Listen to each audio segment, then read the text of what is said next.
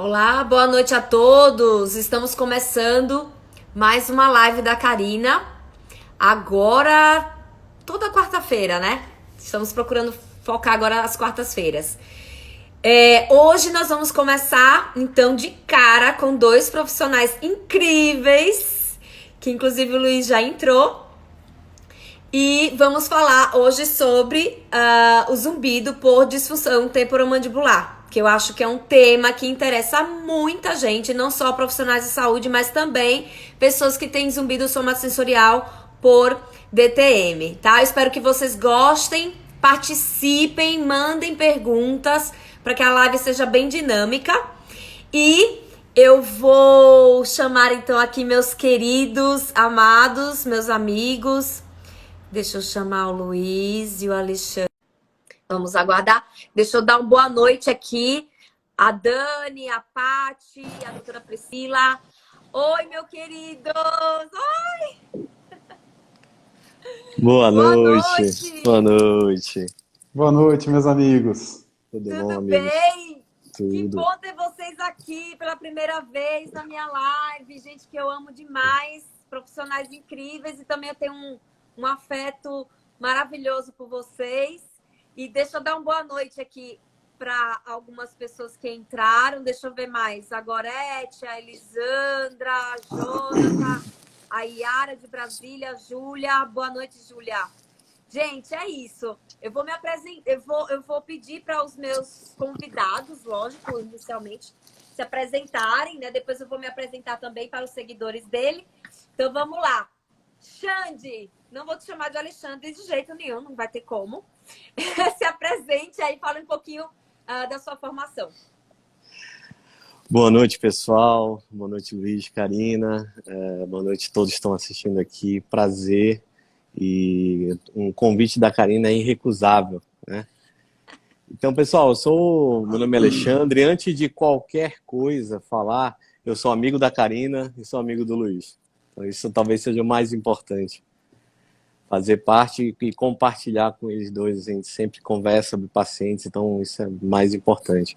Sou fisioterapeuta, tenho algumas formações na área de terapia manual, né? Terapia manual ortopédica, algumas formações já abandonei, mas hoje em dia, com quase 18 anos praticamente de formado, mas eu venho concentrando mais estudo e aprimoramento e atendimento no enfoque da dor crônica ou dor persistente.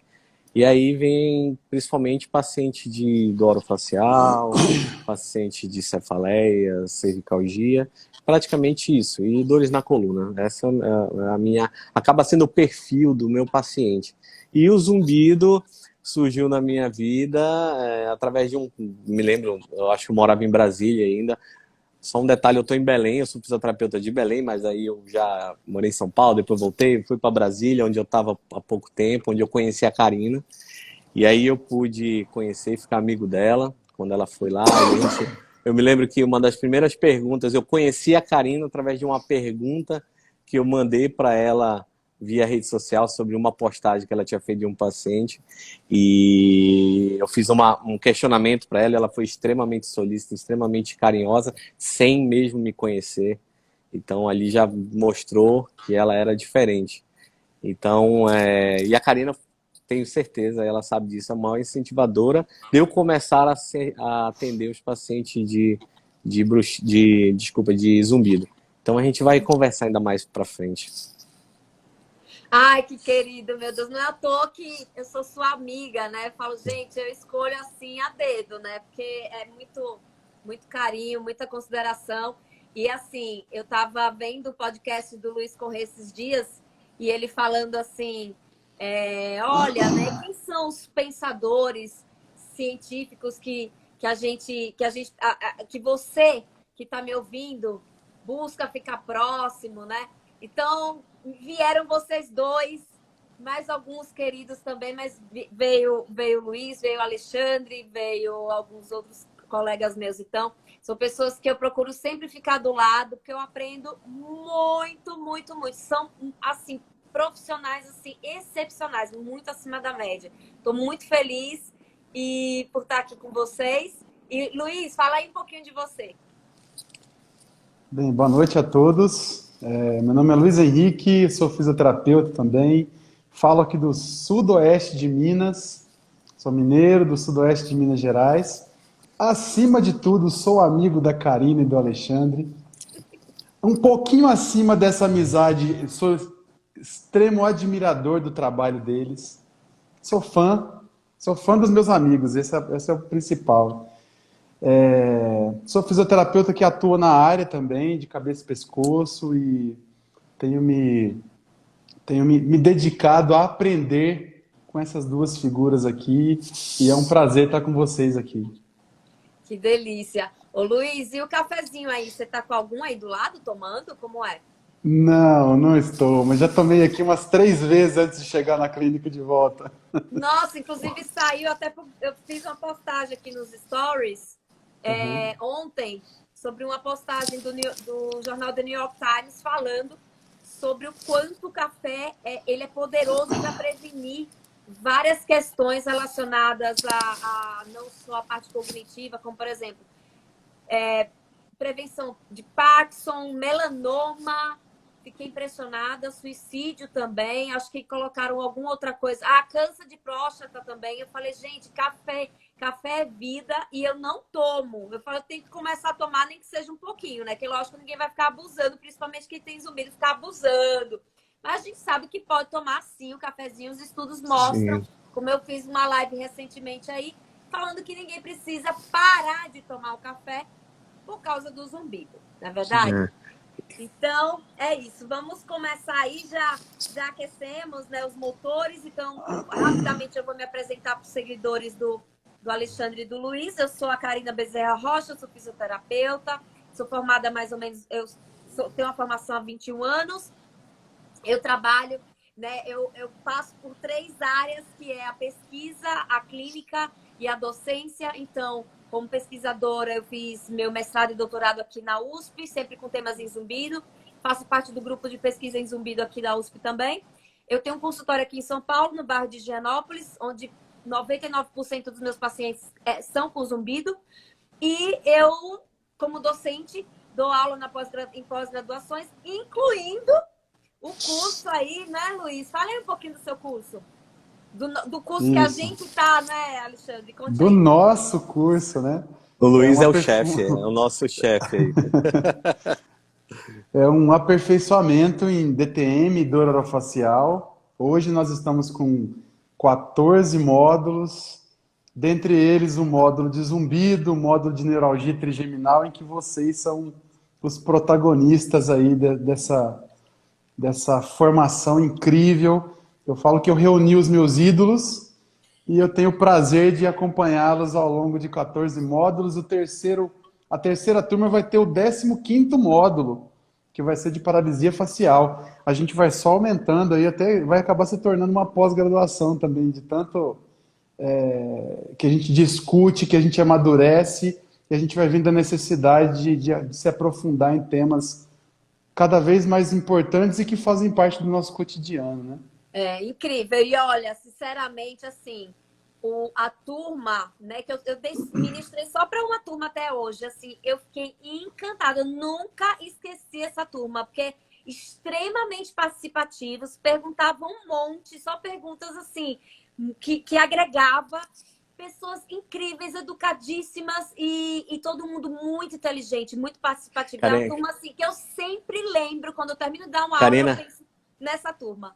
Quando é o teu módulo? Qual mês? Agora é em novembro, não é, Luiz? Isso, novembro. Luiz, ufa, eu falo em julho, eu falo antes dela, ainda bem. Ainda bem. Seria muita responsabilidade falar depois da Karina. Ai, Gustavo Pacheco! Depois a gente vai marcar o nosso, hein, Gustavo? Olha minha professora aí. Gustavo. Olha minha professora aí. Vamos começar, então, nossa live. Bom, focando um pouco mais, né, nas pessoas que têm zumbido, eu tenho a primeira pergunta vamos lá, Alexandre, vamos começar aqui com você. Eu posso dizer que não sei? Posso dizer não sei? Posso? Claro! Vamos lá. Eu tenho medo. Karina me fazendo pergunta, eu tenho medo, hein? Vamos pensar no seguinte, uma pessoa que Vamos tem lá. zumbido, né? Uma pessoa que tem zumbido, como ela, no dia a dia dela, ela pode pensar assim, nossa, será que isso que eu tô tendo é uma DTM? Para que ela possa desconfiar e procurar o dentista para ser avaliado. O que ela tem que perceber no dia a dia? Sim. Vamos lá. Primeiro, são duas condições, vamos dizer assim, independentes, mas que podem se correlacionar. Tá? Quando a gente vai, e o paciente, aí eu vou falar diretamente para o paciente. Se o paciente jogar no Google, por exemplo, sinais e sintomas de disfunção temporomandibular, ele vai ver uma série, e aí depende de várias escolas, de quem está escrevendo, depende do que aparecer para ele no Google, por exemplo. E aí, um dos sintomas que pode estar correlacionado é o zumbido. Tá? Então, quando o paciente recebe essa informação, é natural que ele possa pensar, nossa, será que essa dor que eu sinto vem do zumbido? Será que talvez esse processo na minha articulação pode ter causado o zumbido? Porque a gente tem uma tendência, o paciente, e aí vocês me corrijam se eu estiver errado, ele tem uma tendência a sempre pensar nisso, uma coisa causa a outra, certo? E quando a gente vem para o universo da disfunção temporomandibular, a gente vê que é uma condição de inúmeras. Existem algumas causas certas, por exemplo, algumas infecções, algumas doenças autoimunes que já está bem descrito na literatura como algo que tem um fator causal. Mas quando a gente fala em zumbido, é uma grande correlação. Tá? É fato, que aí eu vou falar um pouco da disfunção temporomandibular.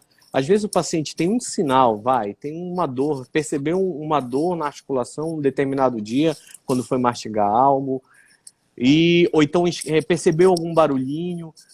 Eu digo para vocês, fiquem tranquilos, fiquem calmos. Não necessariamente se você teve um único sinal ou sintoma, já é caracterizado de uma disfunção temporomandibular. Tá? O diagnóstico de disfunção temporomandibular, eu estou falando diagnóstico clínico, ele é dado normalmente pelo dentista. Porque o dentista, na sua atribuição, dentro da sua capacidade, dentro da sua área, ele tem essa função de dar esse diagnóstico clínico. Nós, fisioterapeutas, nós não temos não é esse o nosso tipo de diagnóstico. Tá? Mas a gente pode perceber que esse paciente apresenta características, e aí a gente pode, de uma maneira muito nossa, aplicar um questionário, que é o DC, para começar a perceber. Mas lembre, se eu aplicar esse questionário, que é um diagnóstico, que é um padrão ouro para diagnóstico, eu não posso dizer para o paciente, olha, você tem disfunção. Isso é errado. Eu sou fisioterapeuta e vejo dessa forma. Nós não damos diagnóstico clínico. A gente pode até dizer, olha, parece ter características, mas eu preciso do olhar de um colega. E aí você, por exemplo, manda para um dentista, e aí você conversa, chega num diagnóstico, e dentro do diagnóstico existem vários grupos, tá? Então, voltando para o zumbido. Então,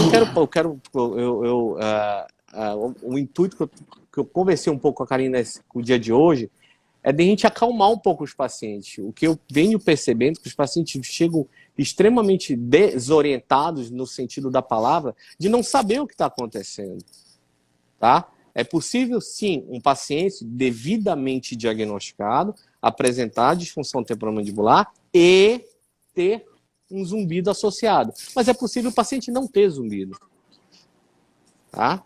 Então aí a gente pode falar depois assim. E outra coisa, eu não sei o zumbido, a Karina pode falar pra gente com muito mais propriedade.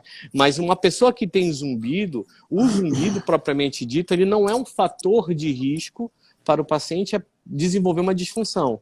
Se ele tem um zumbido e se ele tem uma disfunção, são duas coisas que estão acontecendo com ele.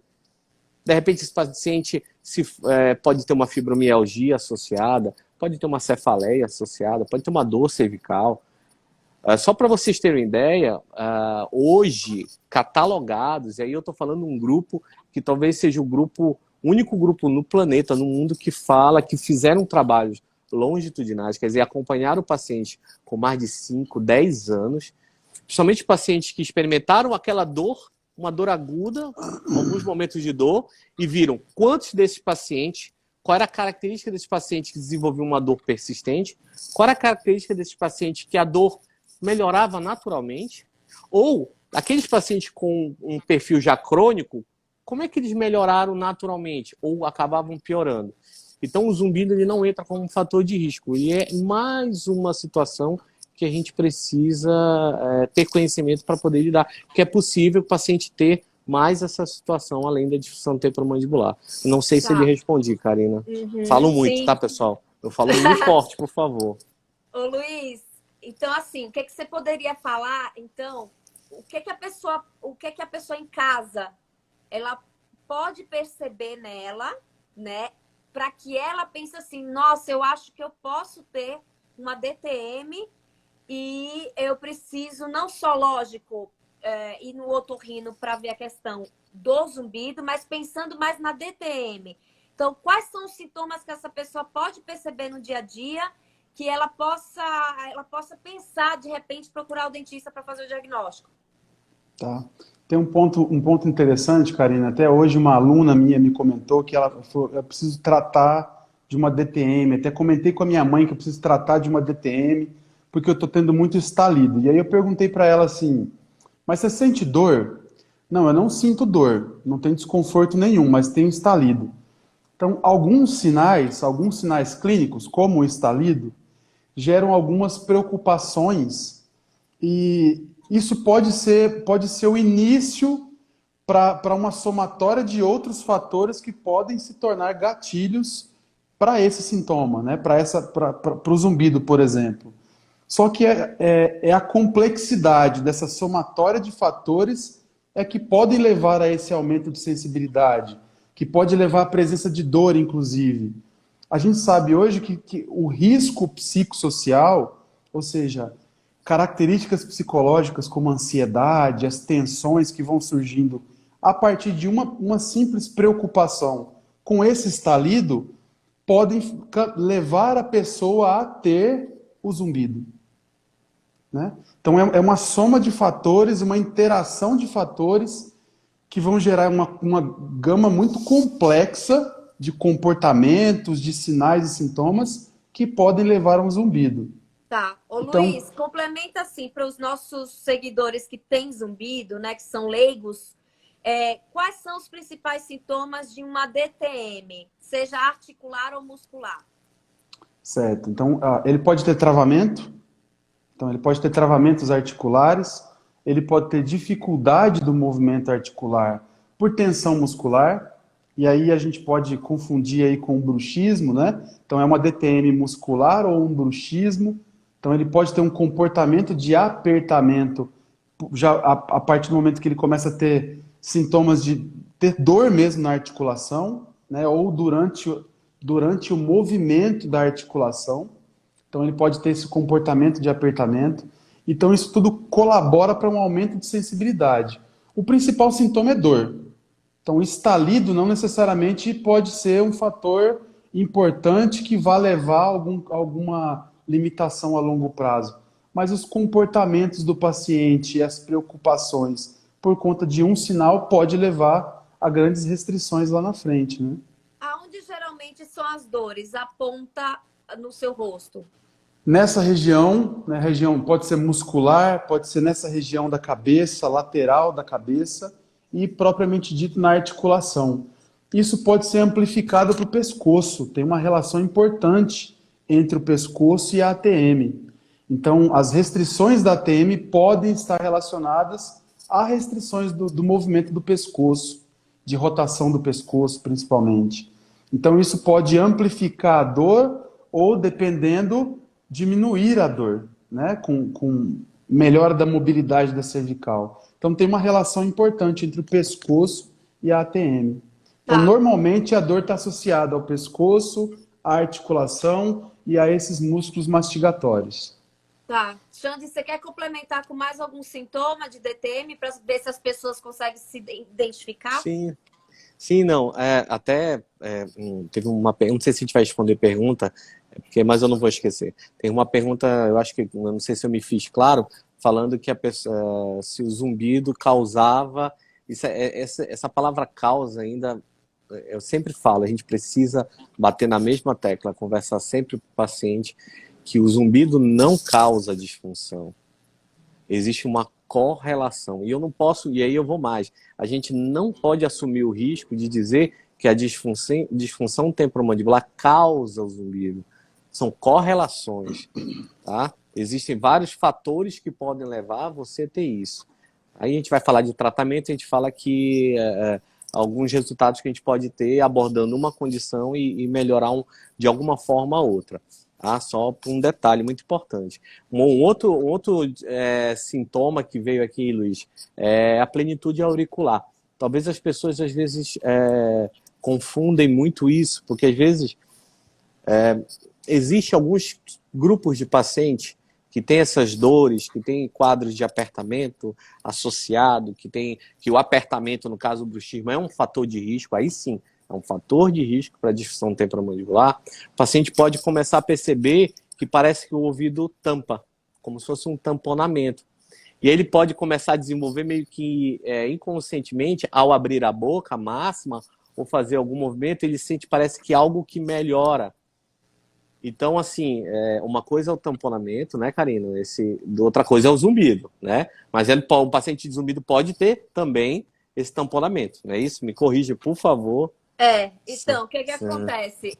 Geralmente, quando a gente vê um paciente, né, com DTM, mas ele tem sintomas como, por exemplo, zumbido, e ele vem junto com o sintoma de sensação de pressão no ouvido, que é a plenitude auricular.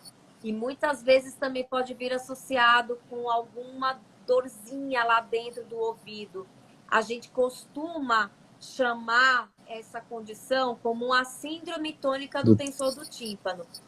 Perfeito. Né? Então, que é devido a uma DTM de base. Então, aquela DTM estaria levando a ter esses sintomas, porque a gente sabe que tem um musclinho lá dentro da nossa orelha média que se chama tensor do tímpano. E esse tensor do tímpano, ele é inervado pelo ramo mandibular do trigêmeo. Isto é, o mesmo nervo que inerva esse músculo aqui, esse aqui da frente, né? Esses aqui, por exemplo, pterigordeu lateral, medial, ele também vai inervar o tensor do tímpano. E com isso, o que pode acontecer? Esse músculo ele pode entrar numa contração muito grande, levando a ter esses sintomas, né? De plenitude, quer dizer, sensação de ouvido tampado, pode gerar o zumbido, dores, pode dar sensibilidade a sons também, né? Porque o tensor do tímpano é um músculo que ele controla muito a entrada do som mais forte do nosso ouvido. Então, quando ele não está equilibrado, pode ocorrer uma sensibilidade maior a sons, tá? Sim. No caso, Karina, só uma dúvida, só para deixar claro para as pessoas. Eu falei que o zumbido, pelo que a gente sabe, ele não é um fator de risco para disfunção. Mas aí o que você está falando? A disfunção passa a ser um fator de risco para esse grupo de zumbido somatosensorial, por exemplo, um subgrupo. Total. Seria o paciente.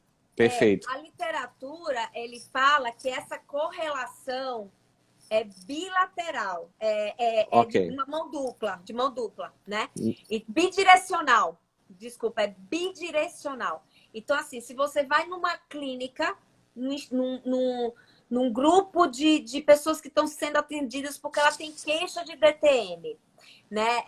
Elas são diagnosticadas com disfunção temporomandibular. Quando vocês vão olhar esse paciente com a disfunção temporomandibular, eles vão ter uma chance muito maior de ter zumbido do que um grupo que não tem disfunção temporomandibular. E o inverso também acontece. Se você for num grupo de pesquisa em zumbido, só tem paciente com queixa de zumbido. Quando você vai investigar essa população com zumbido, eles vão apresentar mais diagnóstico de DTM do que aquele grupo que não teria o zumbido. Então, eles falam muito nessa direcionalidade dependendo do centro do estudo. Quer dizer, qual a principal queixa dele? É zumbido. Minha principal queixa é zumbido. Mas quando vai investigar, opa, tem mais DTM do que o grupo que não tem zumbido. É mais ou menos isso. Eu vou vir para cá agora, Giovana Abdala. Minha dentista mostrou meu diagnóstico de maxilar muito errado.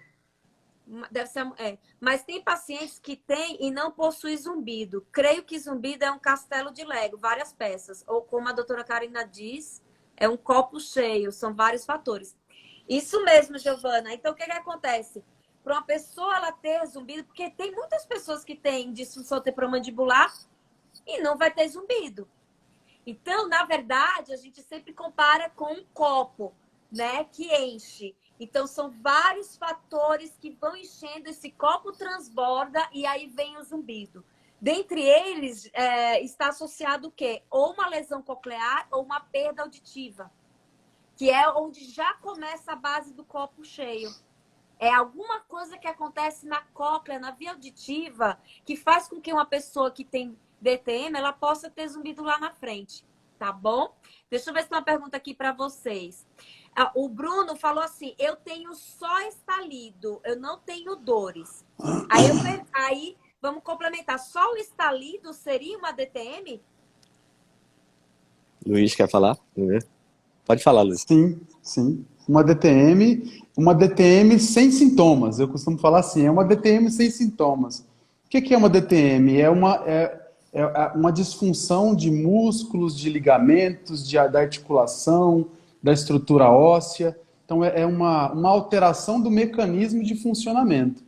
Não significa que eu vá ter dor com essa alteração de funcionamento. Então, é o caso dele. E aí, esse estalido tem uma série de fatores, né?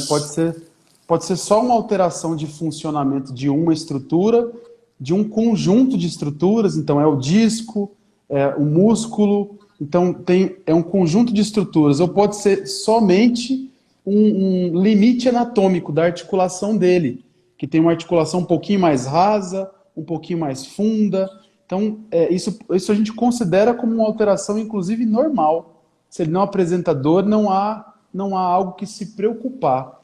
A não ser que esse estalido incomode. Aí é interessante uma avaliação para entender se é possível a modificação desse som que está incomodando, né? Uhum. Pode falar, Xande. Pois é, também eu pensei nisso. Como é o nome do nosso É o Bruno. amigo aqui? Bruno. Bruno. Então, Bruno, é assim, normalmente quando o paciente chega no consultório, eu estou trazendo para uma realidade, e ele chega, essa é a queixa. É difícil acontecer isso, tá? A maioria dos pacientes, pelo menos de disfunção que chega, a queixa principal é dor. Depois pode estar ou não associada a uma limitação, por exemplo, de abertura, ou tem uma limitação para mastigação, no caso, uma alteração da função.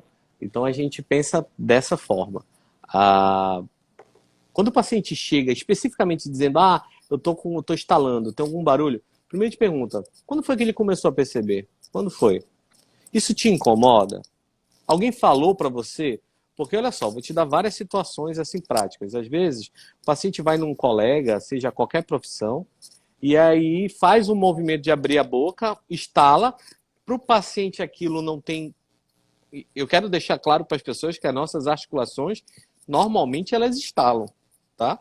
Às vezes você levanta, às vezes o joelho lhe dá uma estalada, às vezes isso é normal, tá, gente? Calma, vamos lá. Então, assim, o paciente, a partir daquela informação de alguém trouxe para ele, olha, tá estalando essa sua articulação, dá uma olhada nisso que isso pode ser alguma coisa.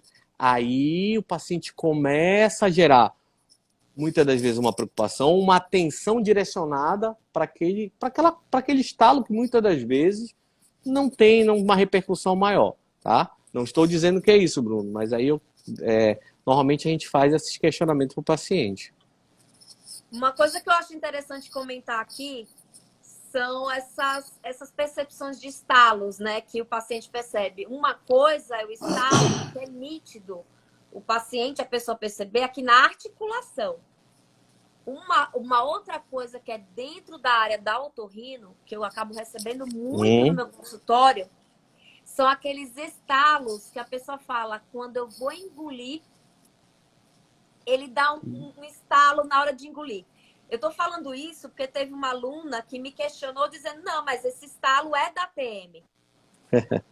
Não é da TM. Então, qual é Não necessariamente. Por que dá esse estalo? nós temos dois músculos muito próximos da tuba auditiva, que é o tensor do tímpano e o tensor do véu palatino. Então, são esses músculos que levariam a dar esse sintoma de um estalinho quando a pessoa engole, por exemplo. Então, não é da ATM, tá? É diferente, tá, gente? Então, nitidamente, a pessoa percebe nessa região aqui. Outra coisa é perceber lá dentro, como se estivesse na tuba auditiva fazendo um estalinho. É completamente diferente, tá? Tem uma pergunta aqui da Aline, que é o seguinte: eu tenho dores e inchaço muito fortes, de não conseguir falar quando acontece. Já o zumbido acontece independente da dor. O que vocês poderiam falar sobre essa sensação de inchaço? Por que incha? Quer Luiz? falar, Alexandre? Pode ser? Não, Posso falar? Pode. Vamos seguir nessa ordem que fica mais fácil falar Tá. depois de você. Então vamos lá. Então, esse inchaço precisa ser investigado, Karina, porque isso realmente precisa de uma avaliação de um profissional especializado, porque pode estar associado a um processo de irritação ali dos tecidos, né? E a gente pode até falar de um processo inflamatório que pode estar acontecendo nessa articulação. Se ela tem um histórico de estresse, de estalido e sempre associado à dor, isso pode ser uma condição inflamatória da articulação, né? Então ela pode estar tendo alguns traumas, ou se ela teve um histórico de um trauma, né? Então é importante investigar isso. A gente tem na avaliação que a gente chama de bandeiras vermelhas, né? Então a gente também vai entender na avaliação se ela tem alguma outra lesão de base ou doença de base que pode estar levando a esse inchaço. Então é importante a procura de um profissional para entender qual que é a provável causa desse inchaço. Isso O é um ponto. bruxismo muito forte pode levar, Luiz? O bruxismo pode levar a essa sensação e até uma aparente. É diferente o inchaço, porque o inchaço a gente pode falar associado a um edema, né? Então, a um processo inflamatório com aumento de sensibilidade na região. A gente vê até, ao tocar, até a presença de líquido mesmo, né? Na articulação. Então, isso é um ponto. Esse aparente inchaço pode ser já por uma hipertrofia da musculatura ou até também por um processo de inflamação nessa estrutura aqui mais miofacial, que a gente fala, né? Uma junção aqui do músculo já com a estrutura óssea.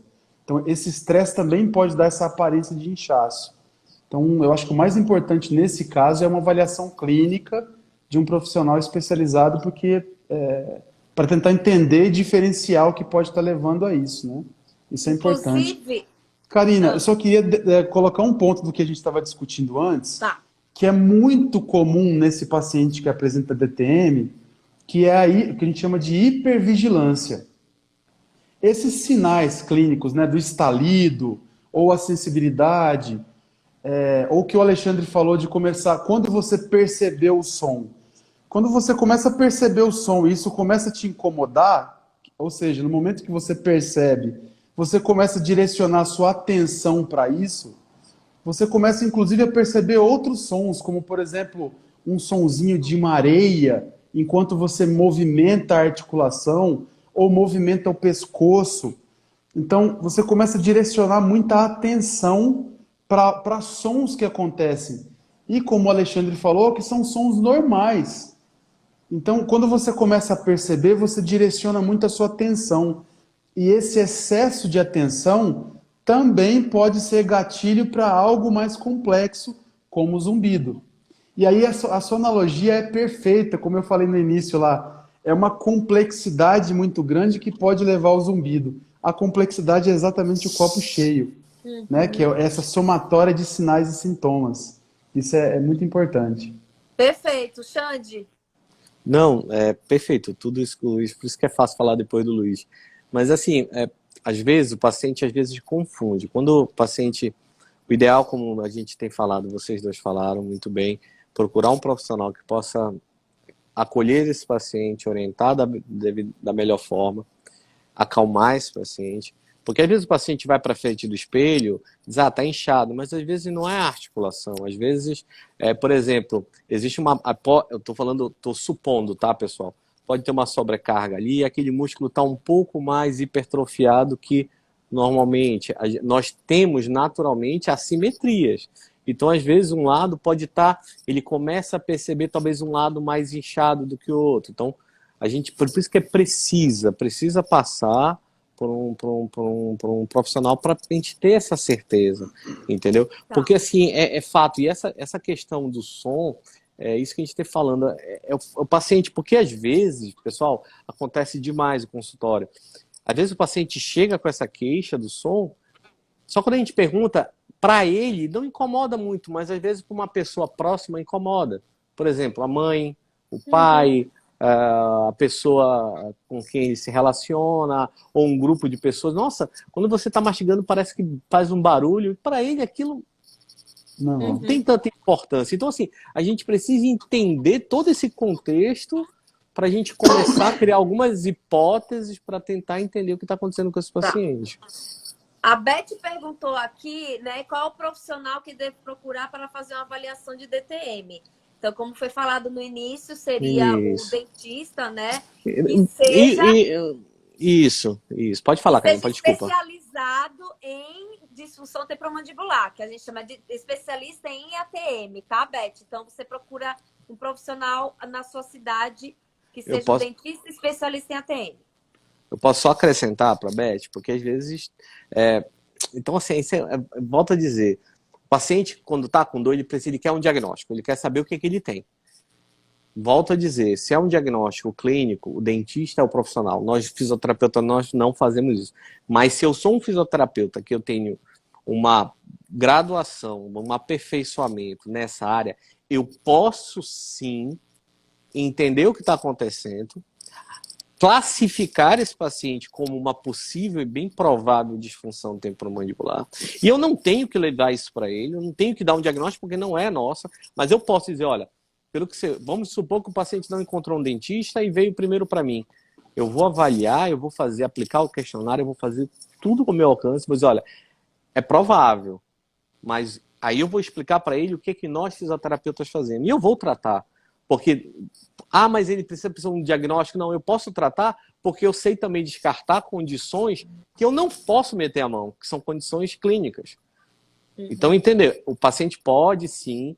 É porque o dentista, de forma histórica, a gente fala até, aí entra no fator histórico, há muito tempo ele trata disfunção temporomandibular. Eu estou falando no nível de Brasil. Se a gente pensar nos fisioterapeutas, a gente é muito mais novo nessa área, mas a gente pode.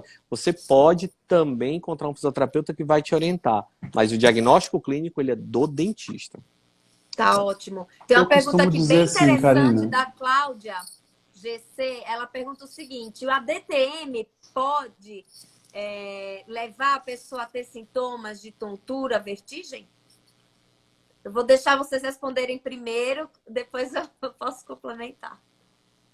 Sim, a resposta é sim, né? E, de novo, a gente volta a falar no copo cheio, né? A tontura, a vertigem são características muito mais complexas e elas podem também ser entidades isoladas. O paciente pode não ter DTM e ter tontura. Ele pode não ter DTM e ter labirintite, a vertigem.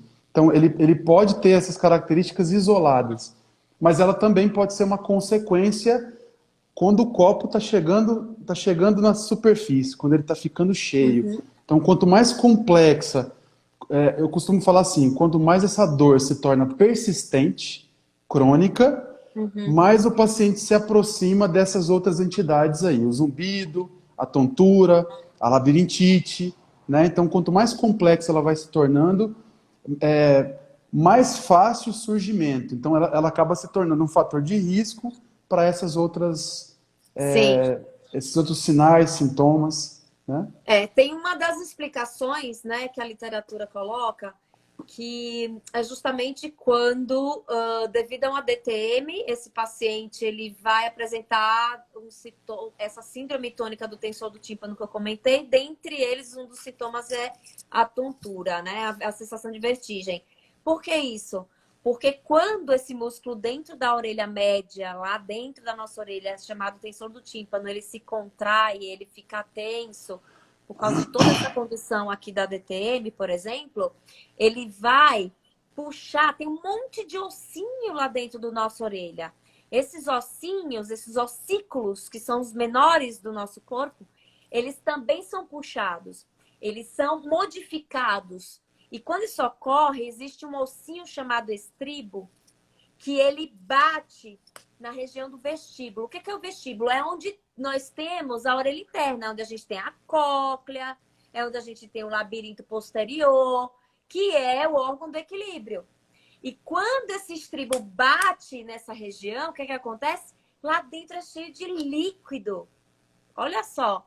Então, pode dar essa sensação de vertigem, tá? Então, uma das explicações seria por causa dessa questão toda voltada a esses ossículos aí que mudam um pouco e acaba empurrando nessa região, tá Tanto bom? que, Mas isso tanto pode que, acontecer.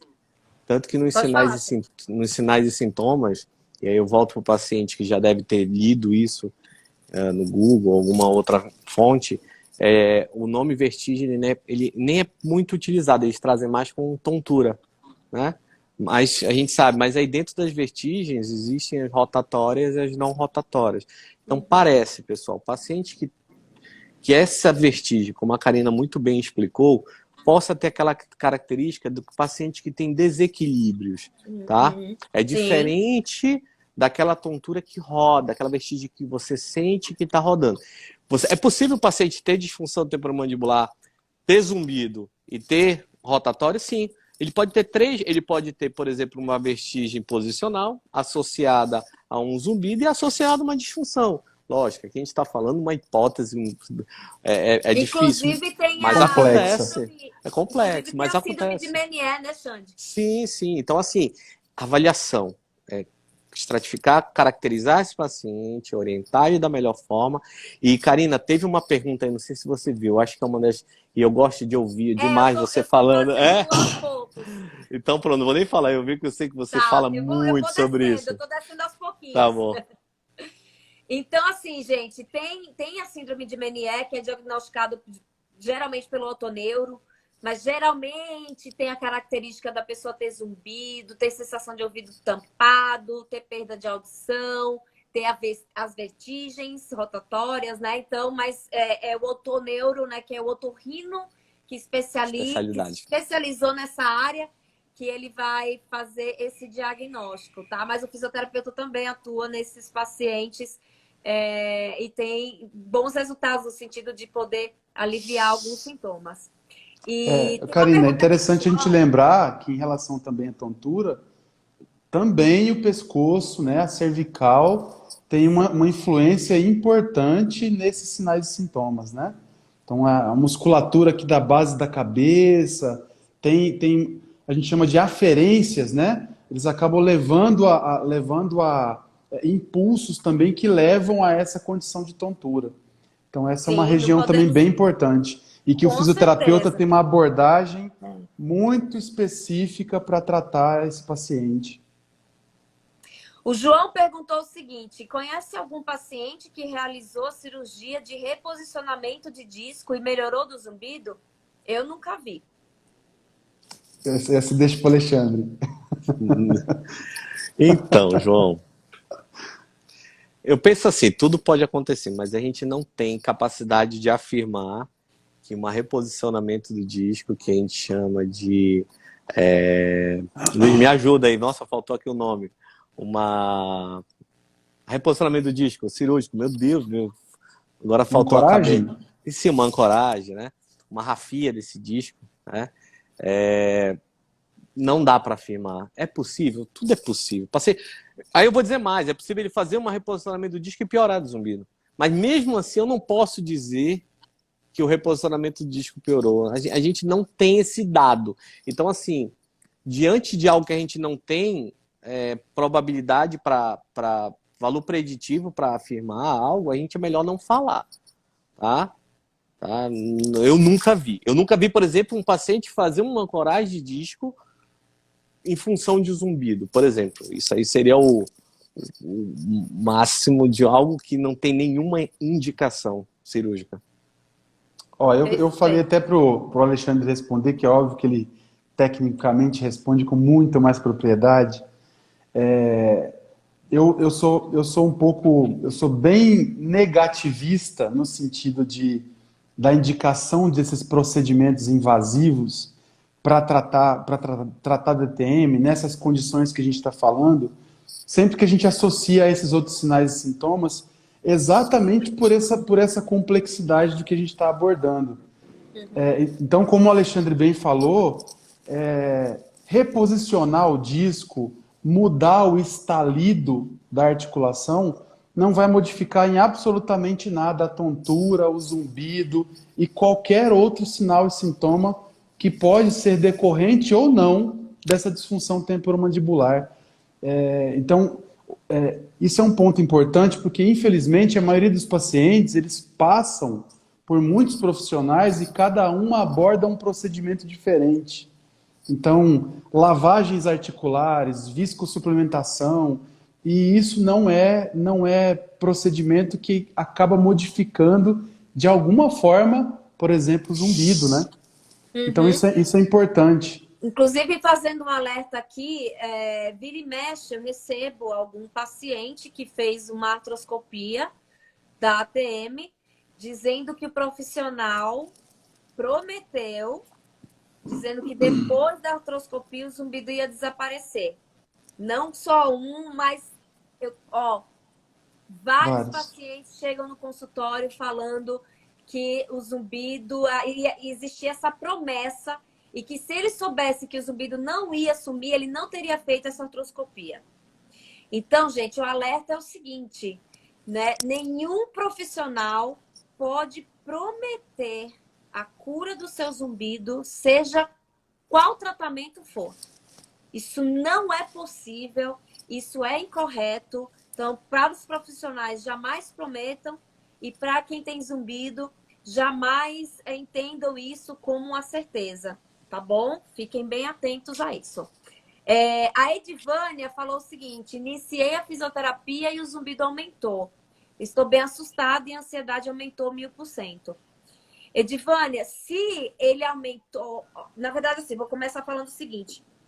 Que o aumento do zumbido pode acontecer em alguns casos após a físio, mas isso é temporário. A pessoa, às vezes, pode sair com aquele zumbido do consultório, ficar um dia inteiro, depois ele volta para o basal.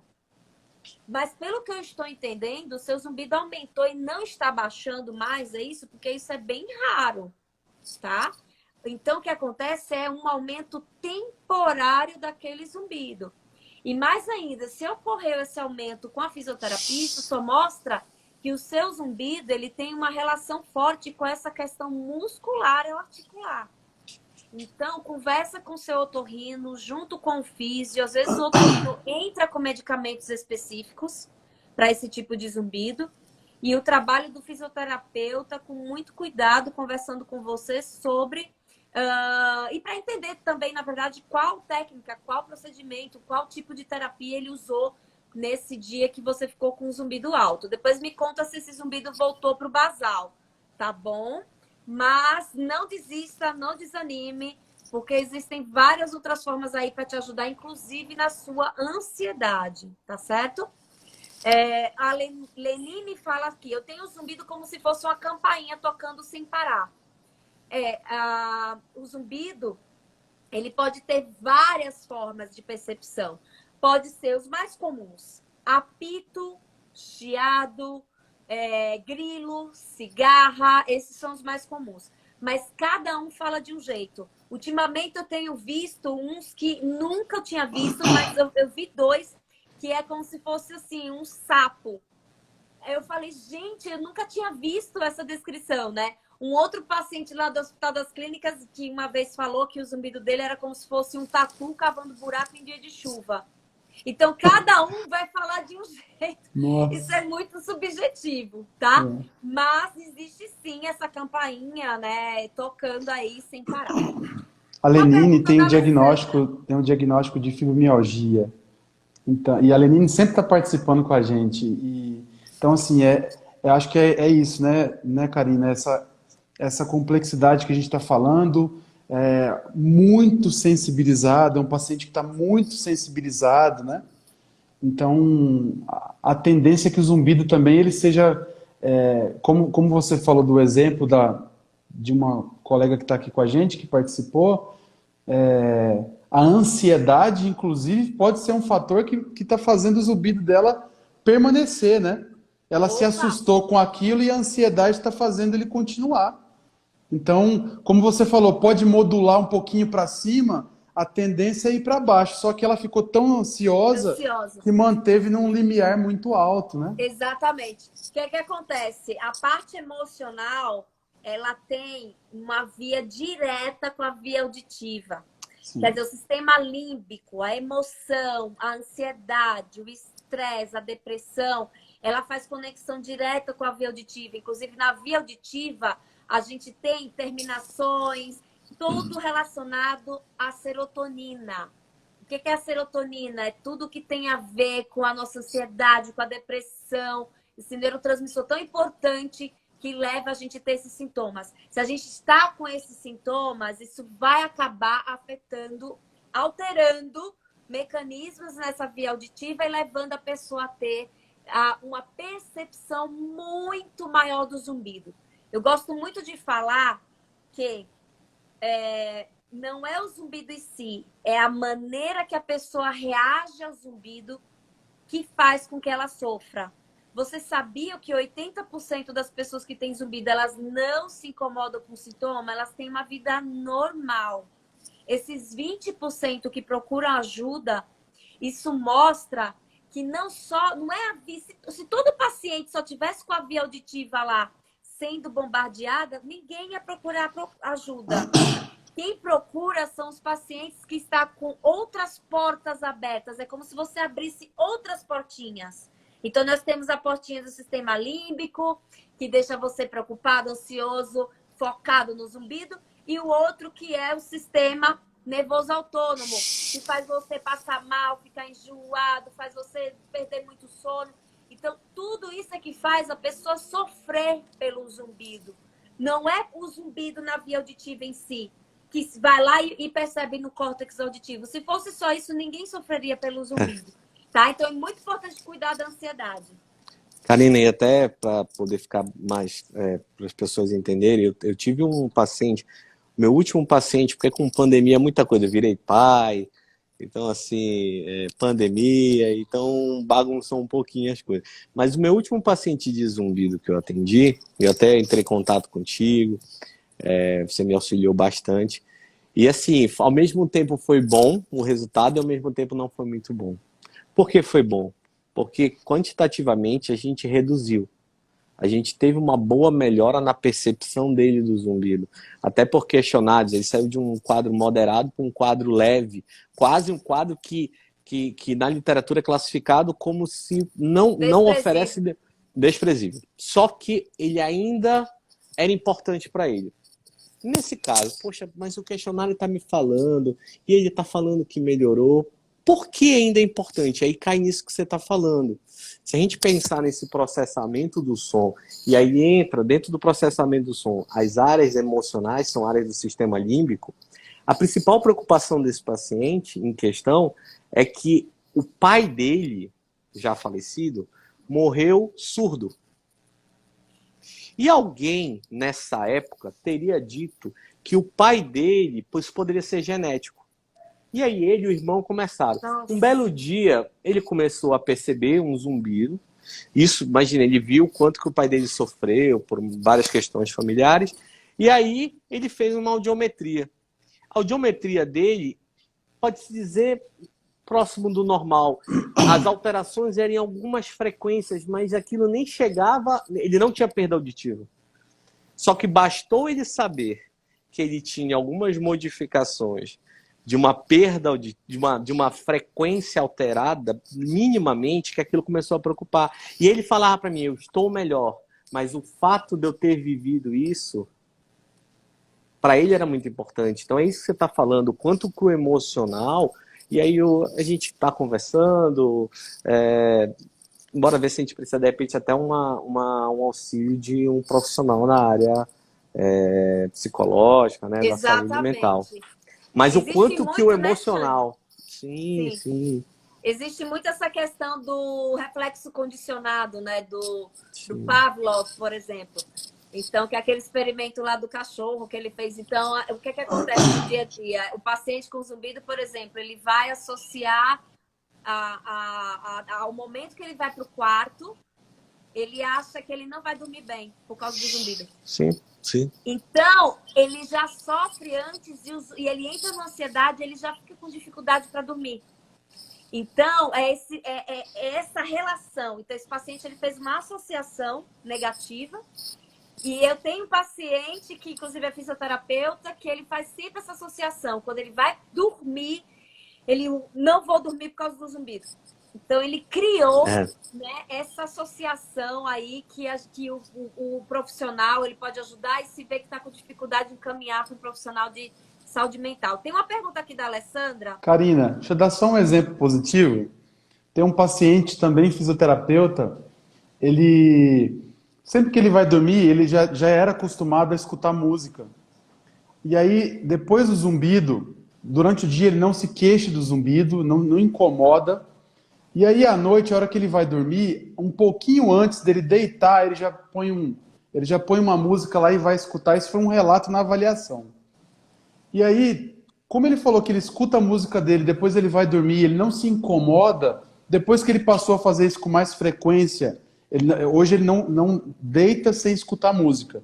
Então, assim, esse condicionamento aconteceu.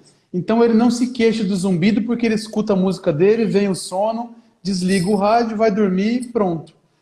Como ele colocou esse relato para mim, eu não toquei mais no assunto. Eu não revirei mais o assunto com ele. Perfeito. Eu tratei a DTM dele e vida que segue. Porque ele se relaciona bem com isso, não incomoda durante o dia. Perfeito. E à noite ele encontrou esse caminho que foi bacana, pronto, não toquei mais no assunto. E nunca mais falamos sobre isso. Isso foi um ponto interessante porque foi um relato na avaliação que eu procurei não dar valor. Ele também colocou só como um relato, pronto, passou e a gente tratou a DTM e pronto. Não teve mais problemas. Muito bacana, excelente. Vou aqui para as perguntas. Gente, ó, quando a gente responder perguntas, manda coração, viu? Que a gente gosta de afeto. Ó, Silvinha Consultora Natura. O meu zumbido aparece Silvinha. apenas de noite, é normal? Silvinha, existem duas coisas. É o seguinte. Uma pode ser assim. O zumbido de manhã, ele geralmente pode ter sons externos, né? Uma TV ligada, janela aberta. Se você estiver indo para o trabalho, tem gente falando. Ele é tão baixinho, que esses sons externos, eles sobrepõem, ele mascara o seu zumbido. Então, para você está sem zumbido, tá? E aí, quando você vai à noite, chega em casa, a cidade está mais calma, tem menos carro na rua, todo mundo vai desligando as luzes, você toma banho, vai para o quarto, o que acontece? O silêncio com a pessoa que tem zumbido é como uma vela no quarto escuro. É muito contraste. Então, você percebe esse zumbido à noite. E tem a segunda possibilidade, dele ser um zumbido intermitente. Isto é, ele pode parar e só aparecer em determinados momentos. Isso acontece. Mas, pelo que você está me dizendo, eu acredito que ele seja bem baixinho e aí os sons externos encobrem e daí sempre à noite você está percebendo, tá bom? Você pode testar, sabe como? De manhã, só faço isso uma vez. Ou duas no máximo. Não é pra ficar fazendo, pra não ficar no foco com o zumbido. Você pode ir no banheiro de manhã, num ambiente bem fechadinho, tapa os ouvidos e vê se você ouve esse zumbido. tá? E você conclui mais ou menos se ele realmente só aparece à noite ou se ele realmente só tá baixinho por causa dos sons externos, tá bom? Deixa eu ver aqui. Marcele. Parabéns pela live, Luiz. Obrigada pelo seu trabalho. Meu zumbido sumiu há uma semana. Aê! Que é isso, gente? Que máximo! Ô, Eu queria dar um relato do caso da Marcele. A Marcele é dentista, doutora Marcele. gente, peraí, mas eu vou fazer uma live com a Marcele, porque eu pego caso Muito de legal. demissão. Então pronto, não conta. Não conta, Luiz. Deixa... Não vou contar então. Marcele, participa da live com a Karina. Gente, que máximo! Que excelente! Marcele, você está convidado para fazer uma live comigo, que eu pego o caso de remissão, Que para que a beleza. pessoa conte como foi, tá? Meio que máximo. A Laís fala que o meu zumbido parece um alarme disparado distante. Isso também é possível. A Alcilene, querida, beijo. Alcilene, beijo. Profissionais maravilhosos. Aí a Lenine, o zumbido aumenta porque fazemos o movimento do labirinto?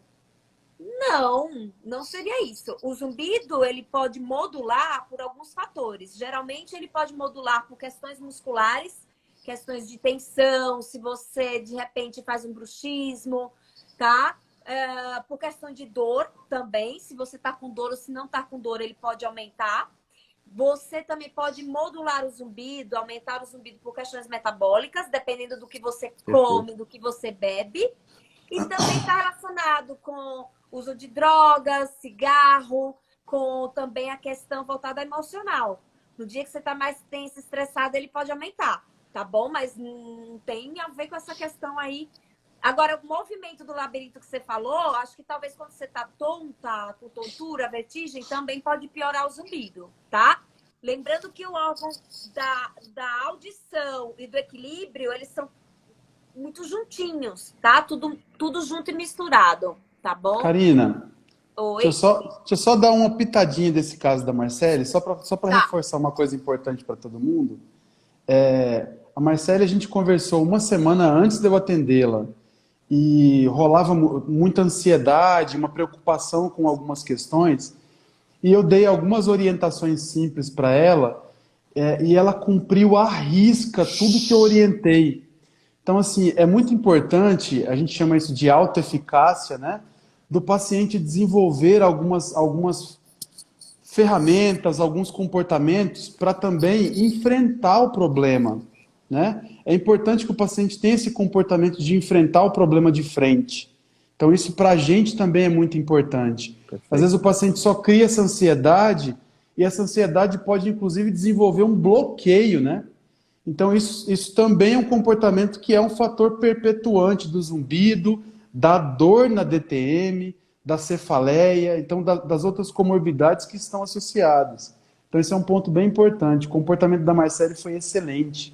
Isso Nossa, é muito legal. Muito bom. Ai, Marcele, não me despreze, por favor. Ó, João Paulo, aqui tem paciente que fala, não quero fazer live, não. Então, tá.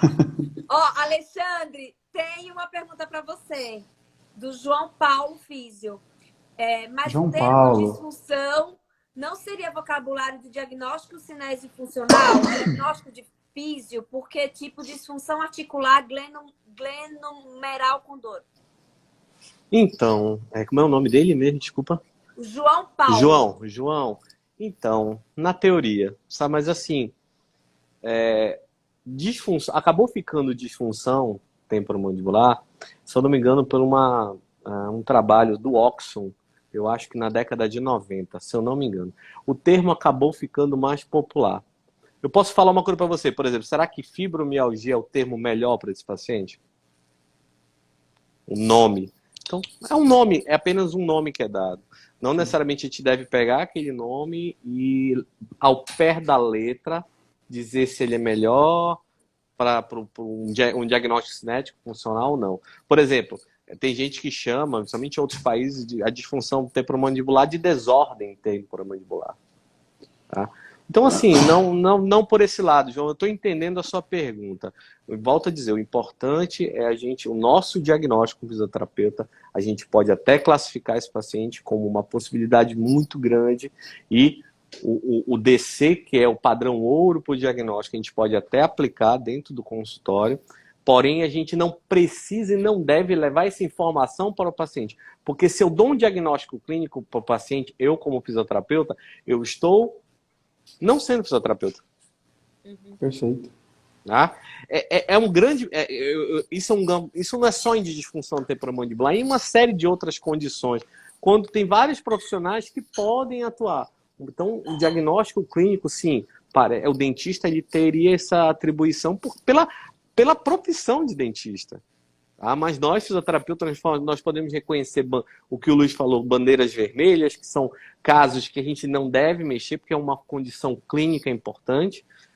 Podemos reconhecer características, qual subgrupo de pacientes são características mais musculares ou articulares. E aí a gente gera um nomezinho, por exemplo, uma mialgia. É um tipo, tá, de disfunção temporomandibular com características musculares. É apenas um nome. Quando eu encaminhar para o dentista, olha, eu avaliei esse paciente, ele tem características, eu apliquei o DC, ou eu vi, parece que ele tem algumas características de mialgia, eu gostaria do seu diagnóstico. A gente precisa melhorar um pouco mais essa nossa, agora eu vou usar, correlação com os outros profissionais de outras áreas. O diálogo, né, Alexandre? O diálogo, Eu entendo. Muita gente querendo resolver só, né? Eu também entendo o questionamento porque dele, eu já tive esse questionamento também, Luiz. Isso, é uma questão de definição, né? De nomenclatura. Por nomenclatura, eu concordo totalmente com o João, mas o diagnóstico ele é de uma doença, né? Então, essa doença é um pouco mais complexa. Eu tenho que saber quais são as características de uma dor de dente. A principal dor orofacial. Eu só não vou tratar a dor de dente. Eu vou encaminhar para o dentista. Nossa, né? muito bom. Então, isso é um ponto importante. Então, é importante eu saber o que é a DTM, quais são os tipos, mas eu não diagnostico. Se o paciente se ele tem essa ansiedade pela doença, pelo mecanismo, o dentista vai dar esse diagnóstico preciso para ele, se é muscular, se é articular. Nós temos ferramentas importantes para isso, para avaliar o que nós precisamos, que é a funcionalidade, quais são as barreiras para essa funcionalidade, né? Então, é um trabalho em conjunto, e aí o dentista ele se torna importante quando a gente precisa identificar uma doença de base, né? E outra coisa, né, Luiz? Não, pode falar, Karen, pode falar. Não, eu ia fazer outra pergunta, pode complementar. Não, e dentro dessa funcionalidade, às vezes o paciente chega com uma alteração de disfunção que pode estar ou não associada com o zumbido, que é apenas na abertura da boca. Então é uma função, diferente da funcionalidade, entre aspectos de mastigação, outros aspectos. Então, assim, por isso que a avaliação é entender o que está acontecendo antes da gente dizer algo, sair rotulando o paciente de qualquer forma, entendeu? Legal. A Laís pergunta se o zumbido da DTM pode levar a uma perda de audição. Então, recentemente eu estava lendo um estudo sábado dizendo que isso é possível, sim. Inclusive, eu fiz uma postagem recentemente aqui no meu Instagram mostrando a relação de pessoas que têm DTM, qual tipo de perda geralmente é observado. Então, tem um estudo que falou que sim, que é possível devido a toda a cascata inflamatória que pode ocorrer, por exemplo, numa síndrome tônica do tensor do tímpano, né, que ocorre devido a essa manutenção de contração, que a gente chama de ativação do complexo trigêmino cervical. Tudo isso podendo levar a um processo que pode ocorrer as alterações na cóclea. E eu, particularmente, quando eu vejo uma perda mais em graves ou um rebaixamento em graves na audiometria, tá? Mas se tivesse aqui um monte de otorrino, acho que uns iam dar outro tipo de resposta, mas eu tô falando de um estudo que eu vi recentemente falando dessa possibilidade aí que existe, tá bom? Tem uma pergunta que eu acho importante fazer da Delaine. Zumbido pode levar a uma doença? Então, na verdade, Delaine, o zumbido ele é um sintoma, é como uma febre, é como uma dor, tá? Então, ele pode ser consequência de alguma doença? Pode, tá? Mas não o contrário, tá bom? Sempre pensa assim, tá? A Simone fala o seguinte: avaliei uma paciente com zumbido. Quando tem o zumbido, vem associado à vertigem. Fiz o teste de Dixalpack e sumiu o zumbido durante o teste. Qual seria a relação? Vocês saberiam dizer alguma coisa? Vocês querem dizer antes? Ó, eu tenho um exemplo que pode se associar a isso. No final de semana eu estava dando módulo de DTM e uma pós de quiropraxia. Então eu tinha que fazer uma manipulação. E aí eu fiz uma manipulação para DTM. E, por coincidência, o aluno, o fisioterapeuta, ele estava com zumbido, estava com queixa de zumbido, assim, estava incomodando bastante e já era bem frequente. E a gente fez uma manipulação e, por coincidência, isso foi gravado, eu até mandei para o Dione para falar de correlação. Eu fiz a manipulação e aí fez uma cavitação e até foi um som assim, foi bem audível. E aí, logo em seguida, assim, sumiu meu zumbido. Sumiu, eu não tô escutando mais. Então, como a gente falou há um tempo atrás, agora, nessa nossa fala aqui, é possível a gente fazer essa modulação do zumbido. Ele pode, inclusive, diminuir muito, ele pode aumentar bastante, né? Então, pode ter uma oscilação. Eu não acredito que isso vai realmente sumir assim. É o estado do paciente, o comportamento. Então, tem muitos fatores que podem fazer perpetuar esse sumiço do zumbido, né? Inclusive, ou esse aumento do zumbido.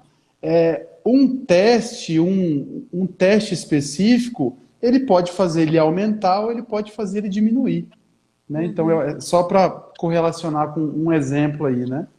Então, Perfeito. a sensibilidade pode ser alterada para cima ou para baixo. Gente, a gente até passou um pouquinho, só vou responder a última pergunta para a gente encerrar, mas foi muito bom. Adelaine, a última pergunta. O zumbido, esse barulho, leva a uma lesão dos neurônios? Não, Adelaine, o zumbido, esse chiado, esse som, ele não tem essa capacidade de destruir os neurônios, tá bom? Como eu falei, ele é um sintoma. Tem que entender o que está por trás desse zumbido.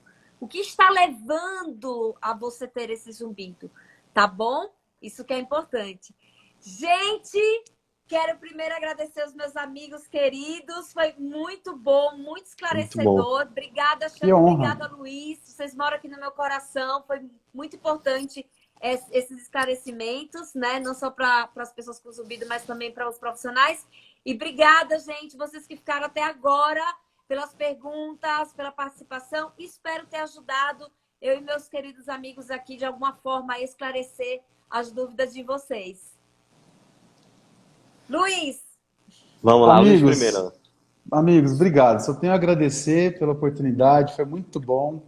Eu rezo para que esse encontro se torne presencial, porque vai ser um prazer. Eu não conheço vocês pessoalmente, e vai Verdade. ser uma alegria Nem o muito grande Xande? conhecer. Não conheço, Não, Ah, você tá não brincando. conheço. eu Converso com conheço a esse cara Karina. todos os dias, Ó, mas eu não conheço pessoalmente. Luiz, eu vou te fazer uma inveja. Eu conheço a Karina, já dei aula com ela e já fui no consultório dela, onde a mágica acontece. Nossa. É verdade. Mas eu vou ter Obrigada, esse prazer, Michele. vou ter esse Obrigada, prazer. Luiz. Obrigado, eu que agradeço. Pessoal, obrigado. Luiz, Karina, beijo no coração. Pessoal, para todos.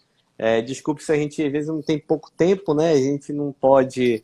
É difícil às vezes falar, mas eu espero que a gente possa de alguma forma ter confortado quem ainda está preocupado, quem está muito desorientado, entenda essa minha palavra. Às vezes não sabe muito quem procurar, o que fazer. Eu acho que às vezes o mais importante é isso, dar um rumo, organizar aquelas informações para que o tratamento possa fluir melhor, né? Então, Karina, Excelente, gente. beijo. Estaremos sempre à Obrigada. disposição, Beijo, né? pessoal. Tchau, tchau. Com Boa certeza. noite. Tchau, tchau. Boa noite. Tchau, tchau, gente. Boa noite.